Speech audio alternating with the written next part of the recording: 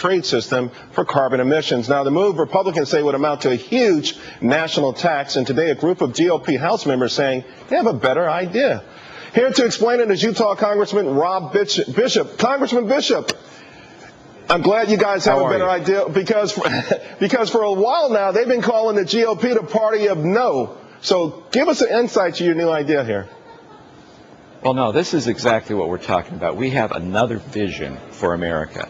The Democrat cap and tax approach actually is one that increases the cost for everybody, and disproportionately. Some hurt more than others, but all are hurt, and especially amongst the poor, would cut jobs, and it would basically have the government telling you what to do. Our approach is to try and expand the energy sources so that you actually have more energy, no taxes. What royalties we have would be put into a trust for deficit reduction, and at the same time guarantee us some kind of energy independence. So what we're basically trying to do is reward people for conservation efforts. We're trying to make sure that we increase our production and reward Americans also for innovative ideas. Americans have within themselves the creativity and the ability to solve this problem without government having winners and losers and telling us what to do. Throughout history, we have always solved our problems by allowing people to come up with creative solutions and then rewarding them for it. That's our different role, our different version. I think it's a better one. With all due respect, it sounds like you're putting this off on the general public to come up with a solution. You know, the worst thing we can do is have the government come up here and tell us we are going to have winners and losers and move back to the Jimmy Carter era where we were told how fast to drive and how high our heat could be and what days we could buy our gasoline.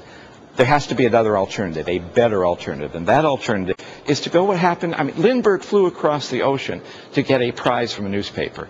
When Napoleon needed to feed his armies, he offered a 14,000 franc award, and they came up with the idea of vacuum pack that we still use today.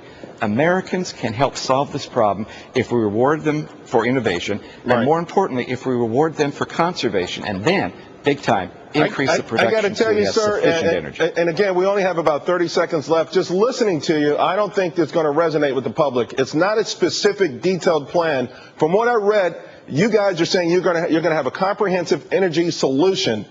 This is very, very loosey-goosey stuff here.